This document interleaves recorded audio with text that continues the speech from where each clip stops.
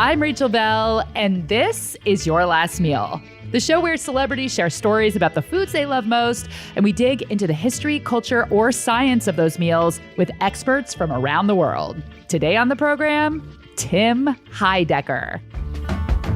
Words don't come like they did when I was young, and I don't know why this well's running dry. Tim is a comedian and actor. He co-created a bunch of sketch comedy shows for Adult Swim as one half of the Tim and Eric comedy duo. He hosts the podcast Office Hours Live with Tim Heidecker, and he's a musician. The song you're hearing now is from his 8th album, his brand new album, Slipping Away. But Tim isn't what you'd call a foodie. Food isn't my life. I don't really care, but I like it. I don't need to go to like the best place. He likes simple, honest food, like the hoagies at Wawa, the convenience store / gas station chain with a cult following, headquartered in his home state of Pennsylvania. Northeasterners who like Wawa are often obsessed with Wawa. So I called up a Wawa-loving food writer to try and explain why. People make it their personality. People love to talk about Wawa. That and a whole lot more coming up later in the show. But first, my conversation with Tim Heidecker.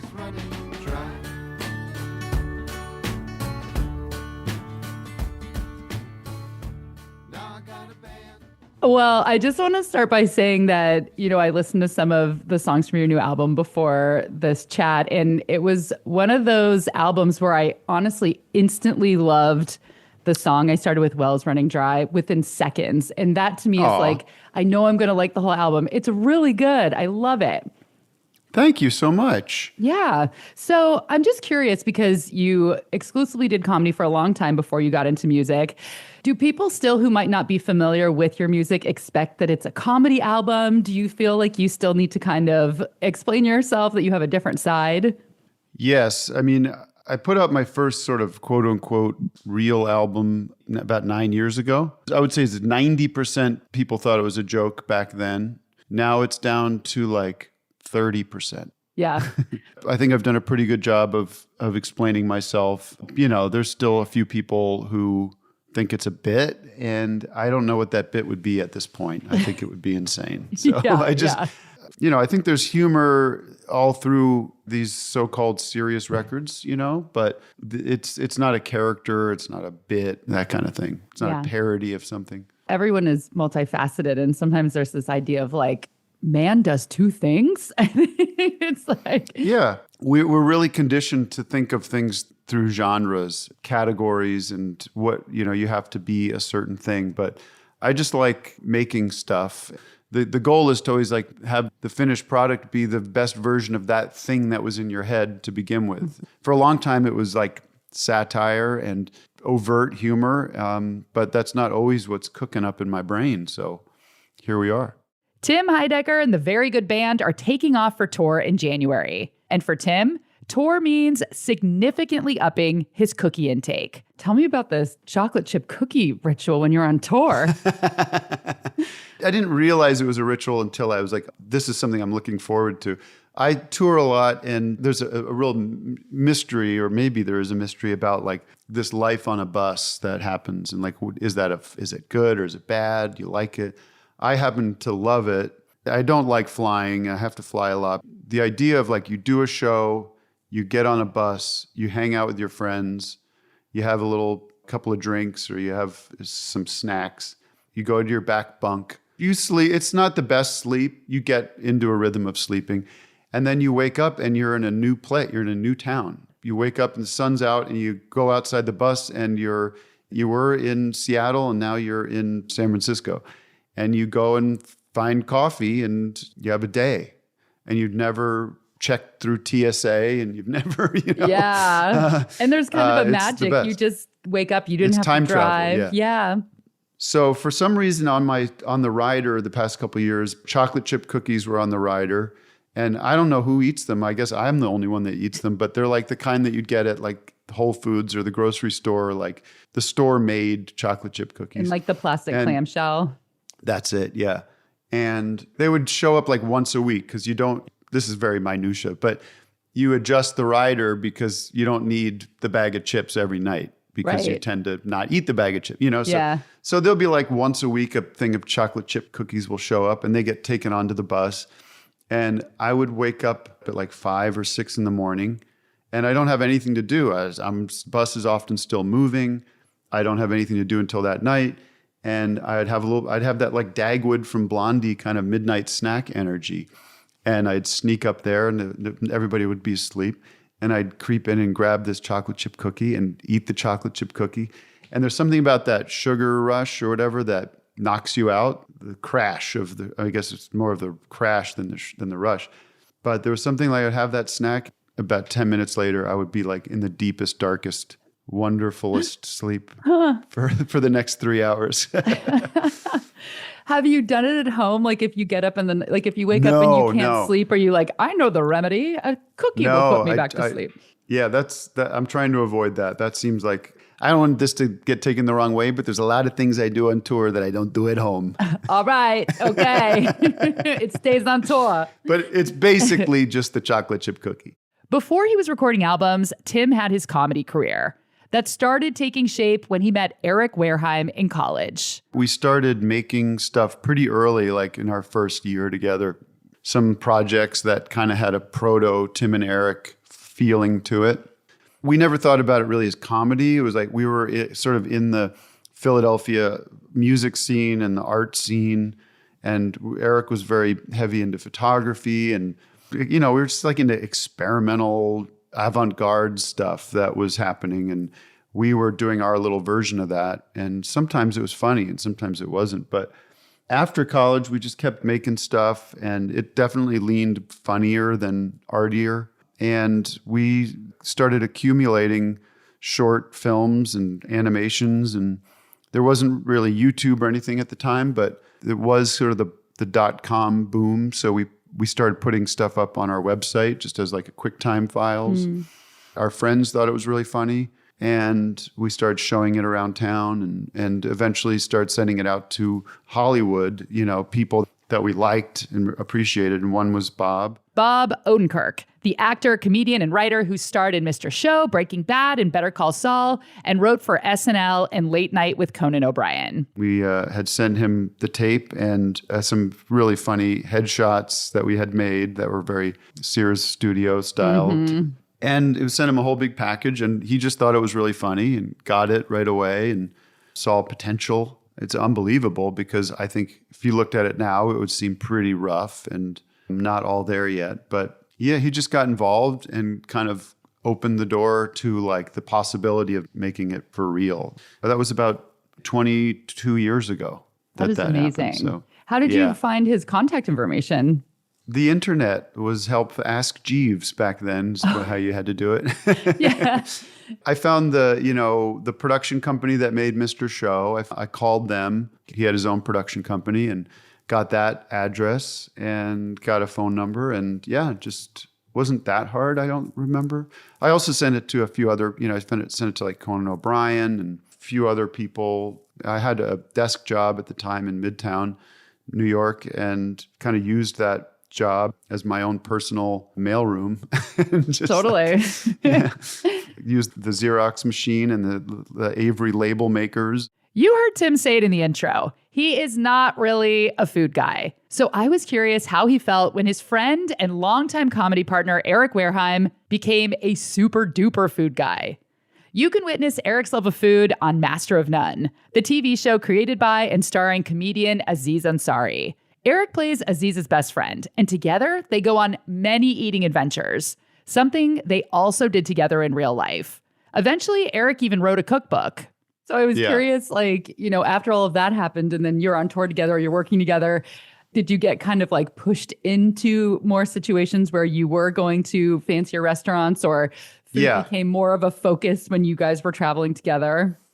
Yeah, I think that's where my aversion to it comes in because I did spend a few years like going to the places that serve food with foam and stuff, and gold leaf on top of things. And that whole scene I was never into it. And I probably overreacted against it, just being like, this, I do not. And partly it's because when you're in a partnership like that, like you do want to individuate yourself a little bit.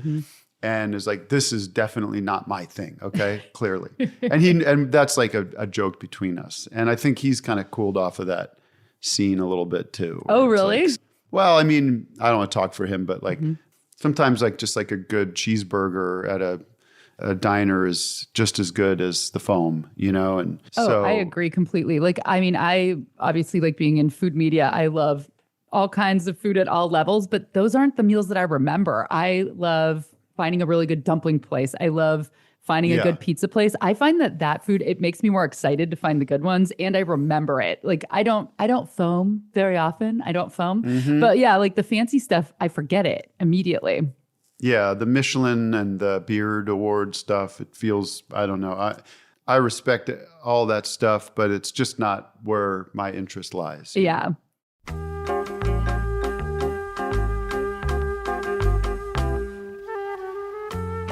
When I say I hardly ever foam, I have hardly ever foamed. But this conversation must have summoned the foam gods, because I foamed this week. I was invited to a media dinner at an Italian restaurant in Seattle called Carello, and almost all the menu uses classic cooking techniques. We ate delicious homemade pastas, locally grown melon wrapped in melt-in-your-mouth prosciutto, roasted carrots with huckleberry agrodolce and smoked yogurt, and perhaps the best focaccia I've ever had with handmade burrata. But one of the desserts dabbled with molecular gastronomy. We were each presented a tiny ceramic mug filled with a little scoop of house-made vanilla gelato. Then the server came around and filled each mug with aerated hot chocolate, squirted from one of those nitrous-fueled whipped cream dispensers. The light, fluffy, foamy hot chocolate played against the cold gelato like a hot cocoa affogato. And it was extremely delicious and one of my favorite courses of the night. So yeah, I guess I do foam.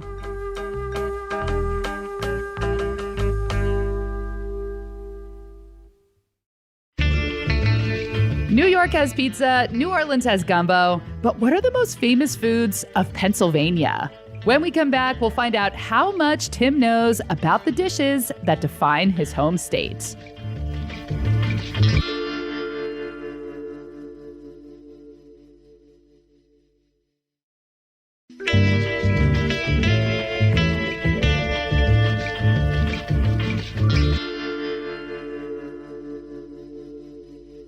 So when I was looking around at classic Pennsylvania foods, there was a surprising number that I'd never heard of. And I'm curious if you have heard of all of these. So I'm just going to kind of go down and list. And if you could tell me, A, what it is, and then like if you have any relationship to this food. Sure. Number one, the Pittsburgh salad. No, see, I'm from Eastern Pennsylvania, and if anyone brings up Pittsburgh, it's like you might as well be talking about, you know, Iowa or anywhere else. Yeah. So I don't know, but I know that sandwich they hawk over there in Pittsburgh, the pimentos sandwich, something like that. Oh, I don't know. The only thing about it is it's got French fries on it, and I didn't find it very impressive. But is that similar to the Pittsburgh salad? It is. There are French fries on the salad. That's the thing that differentiates it. I'm not impressed with the Pittsburgh French fry on the sandwich business. If I want to put French fries on my sandwich, I could do that, you know, on my own time. Yeah, it's lettuce, grilled meat, shredded cheese, ranch, and French fries. Yeah, I mean, I'm sure it all tastes good in the mouth. Yeah. I will say French fries in Israel, they put French fries in falafel, and that is very good. Oh, that sounds good. Yeah. Mm-hmm. Okay, do you know about the fluff screamer? Nope. Those are two words I've never heard together. This is from Girardville, Pennsylvania. Are you familiar with that place? I'm not. Okay. All of these things, by the way, they said are not isolated to these towns, but who knows? This is the internet. This started at a place called Tony Lunch. It's a hamburger that has chili sauce, raw onions, and marshmallow fluff on it with a little pat of butter. And they recommend you drink it with the True Moo chocolate milk. No, thank you. What about shoe fly pie? Yeah, I've heard of shoe fly pie. That's like very Pennsylvania Dutch. I think it's molasses based, right? Yeah, molasses brown sugar. That's pretty good. I've had that before. It's very sweet. It's a lot. It's very rich. Have you had an Irish potato candy? No, I have not. Okay. So it's not a potato. It's like a sweet thing smushed into the shape of a potato that they roll in cinnamon, and then they stick pine nuts in it to make it look like a potato. That's cute. Yeah. The last one, do you know what a Texas Tommy is? Texas Tommy. I don't know why that would be from Pennsylvania. Is it a sexual position? That is the second definition of it online. Yes. Okay. Yeah. It's a hot dog split, filled with cheese and wrapped in bacon and grilled. Apparently very popular at diners and with 50s housewives. Wow. I mean, out here in LA, we've got the street hot dogs that are incredible, but I love with the mayonnaise on it. They do a little mayonnaise. But I was surprised. I was expecting a couple things out of that list. The big one being Scrapple. That was on there too, actually. I had that. Okay. Are you a Scrapple eater? I love Scrapple. It's basically like sausage. It's like a sausage meat. It's very specifically spiced flavor, put into like a square patty and fried. You know, it's the bottom of the barrel meats. It's like the suet and the lips. But that's what hot dogs, that's what sausage is really, right? I don't know. I think Scrapple's the last of the meat parts, the pig parts. But it's very, very good.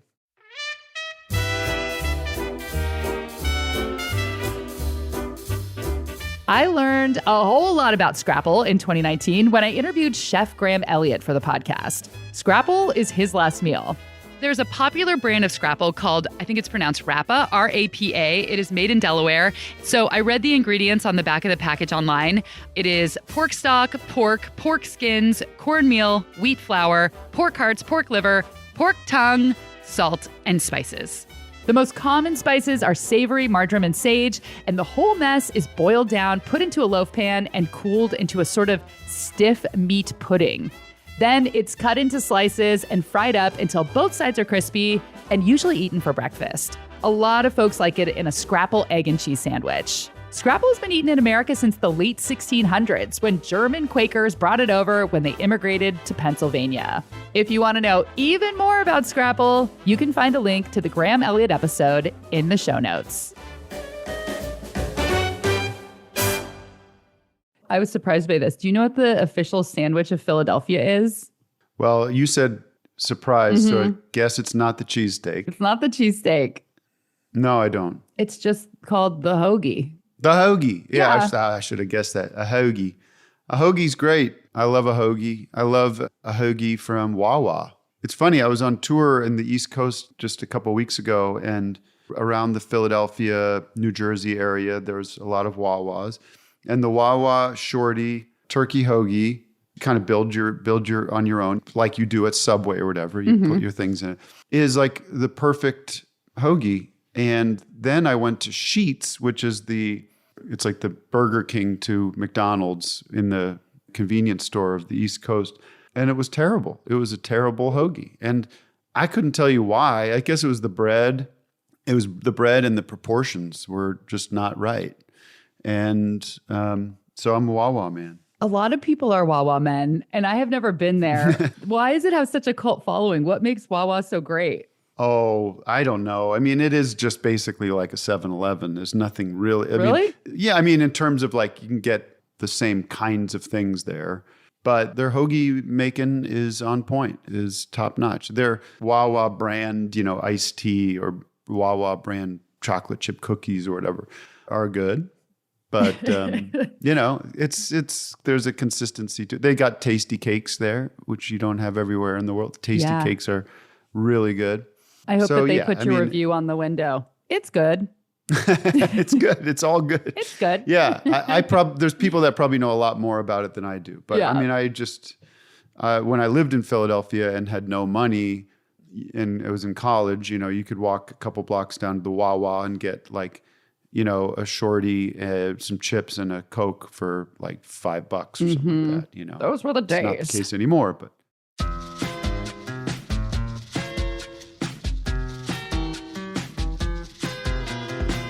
Wawa. I've heard about it. I know people love it. I know that it's real fun to say, Wawa, Wawa. But what is it? Wawa is everything. That's Jeremy Schneider, Wawa devotee and food and culture reporter for the Star Ledger and NJ.com. which is where he's published articles like, Wawa has a new peanut butter sandwich and everybody hates it. Wawa, I love you, but your new pizza is trash. And the 17 Wawa foods that matter, ranked. The layman might say it's a convenience store or a gas station, but to those who know Wawa well, know that it's kind of an essential component of life for most people in states that are blessed by Wawa. And New Jersey, where I'm from, is one of those. Pennsylvania, Maryland. It's a very elevated gas station / convenience store. They have hot food, they have sandwiches, they have stuff for your car, they have snacks, they have suntan lotion if you're going to the beach. But it's more than that. 7-Eleven has gas and snacks and hot foods and suntan lotion. But in the US, 7-Eleven doesn't have a cult following like Wawa does. There's an emotional component, a feeling of belonging to the club of Wawa.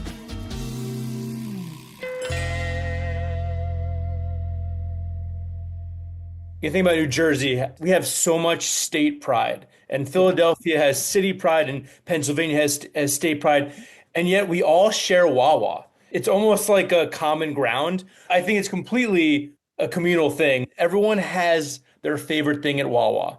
Everyone has their favorite Wawa.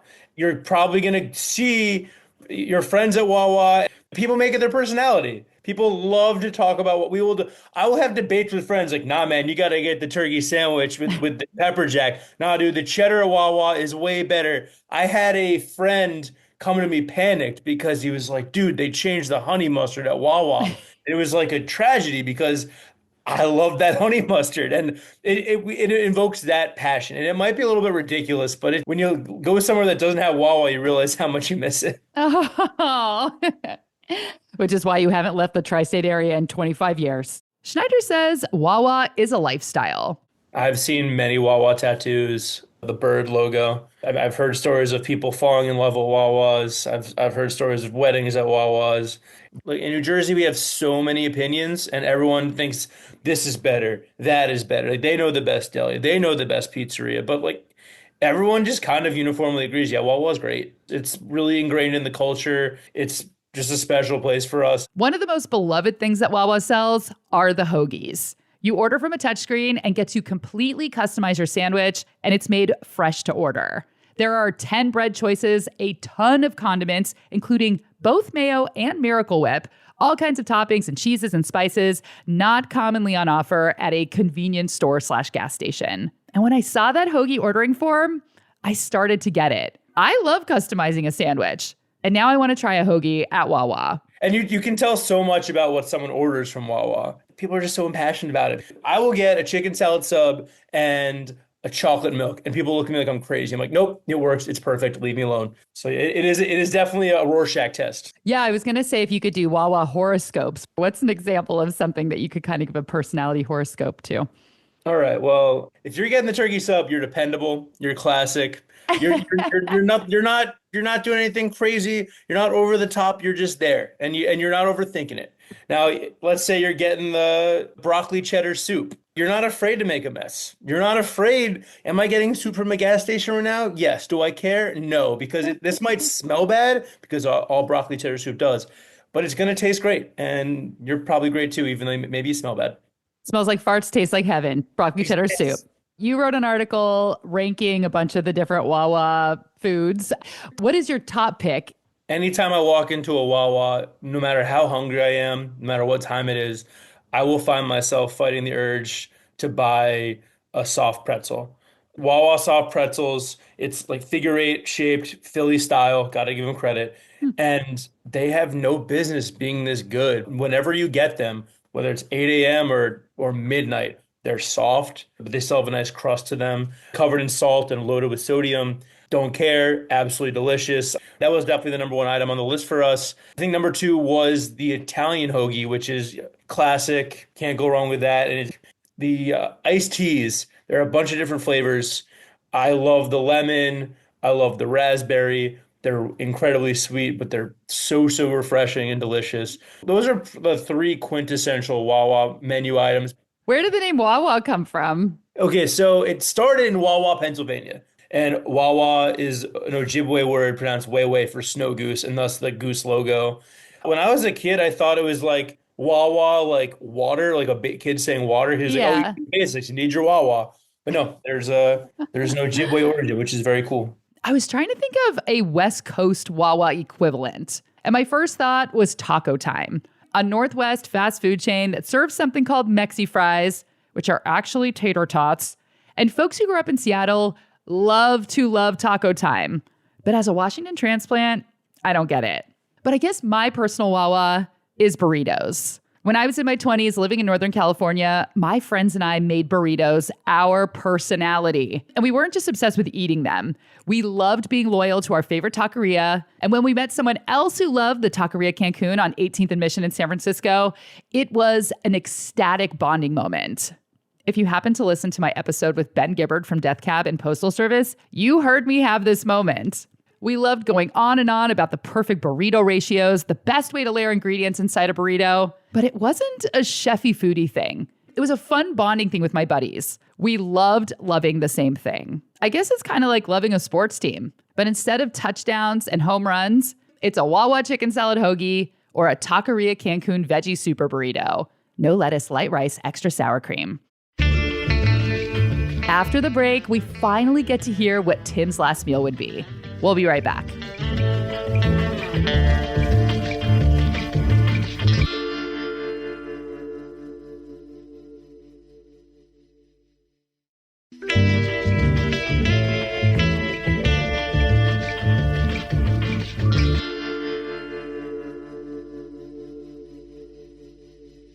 What would you choose to eat for your last meal? My Aunt Mia, her Christmas Day dinner. The main course is her eggplant parmesan, and there's a roast turkey there to be used for sandwiches, and a sausage, peppers, and potato casserole, broccolini. That's kind of the best food I've ever had, I think. It was always something I overindulged in, so I always ate too much. Is she Italian? She is Italian Jewish. Her Italian relatives taught her all the tricks. Is this another person that entered your family by marriage? Yes. Yeah. The core Heidecker, Henry, which my mom's maiden name, we're like German, Irish, Pennsylvania Dutch, boring. Yeah. No real food culture. But yes, luckily my mom's brother and my dad's sister both married an Italian and a Mexican. Good food into our lives pretty early. Yeah. The eggplant parmesan is really special. It's like more of like a lasagna style, like many, many layers. My cousin, who's my aunt's daughter, Colu Henry, C-O-L-U Henry, is like Eric. She's a food influencer type, and she has a few cookbooks out. She writes for the New York Times. She has a book out called Colu Cooks, and that recipe is in it. It's her. Oh, cool. Yeah, so it's a little plug for her book. Yeah, it's like very, very thin layers of battered fried eggplant, layered and layered and layered with tomato sauce and cheese. And it's just the best bite. Every bite is the best bite. That sounds good. Have you made it since it's now in a cookbook and you have access to the recipe? I've made it a couple times, and it's just a pain in the ass to make. It is Totally. You just have to fry all these thin slices of batter, and it's a big mess, and it takes forever. And it's I almost don't have the patience for it, but that's why I've not made it before either. Yeah. I've wanted to, not that exact recipe, but then there's the argument where people say, well, why would you make all of these fried crispy eggplants and then cover them with sauce and then they get soft again? That's true. It is. You do have to find the perfect balance of the amount of sauce. I think the top remains pretty crispy. I think that's the goal, is try not to oversauce the top. And that was Tim Heidecker's last meal.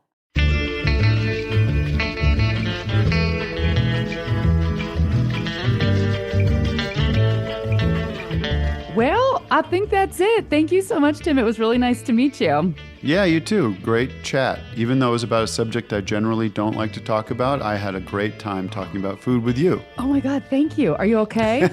Yeah. Okay. No, it was great. Cheers. Good luck with your new album. All right. Take care. Bye. Bye. Check out his new album, Slipping Away. And you can find a link to his tour schedule in the show notes.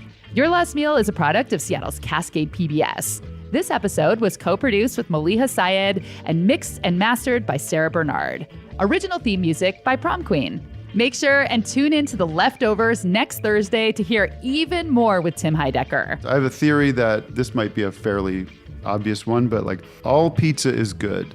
I don't really believe in great pizza. I'm sorry, but that is a crazy opinion to have. Subscribe to Your Last Meal in your podcast app so you never miss an episode. And if you have not ever reviewed or rated the show, just tap out 5 stars if you're listening on Apple Podcasts, or give us a like on YouTube or Spotify. And maybe take a moment and write a nice little comment. I love to read them.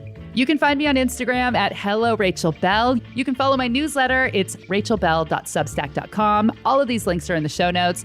And my book, Open Sesame, 45 Sweet and Savory Recipes for Tahini and All Things Sesame, is coming out on November 12th.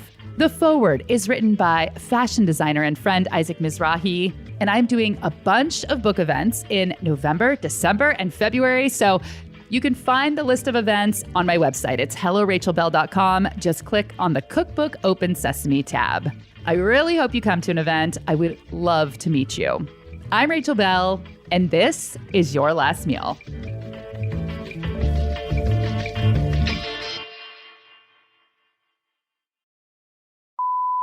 Do you know what the fluff screamer is? No, but I want to try a fluff screamer. It's a burger that has chili on it, and then it has marshmallow fluff and cheese and a nugget of butter. I'd try it. Sure. I would too. I love fluff, marshmallow fluff on anything. So yeah, I guess fluffernutter, fluffer. Yeah, wow, that's a wild burger. I'd give that a try. Yeah, I was talking earlier today with someone about doing a burger where instead of buns, it was 2 peanut butter and jelly sandwiches. Like, I'd be curious. Have you ever had a peanut butter burger? It's pretty good. I have. I dig it. Peanut butter bacon burger goes really hard. How you gonna do it if you really don't want to dance? By staring at the wall. Get your back up off the wall, baby.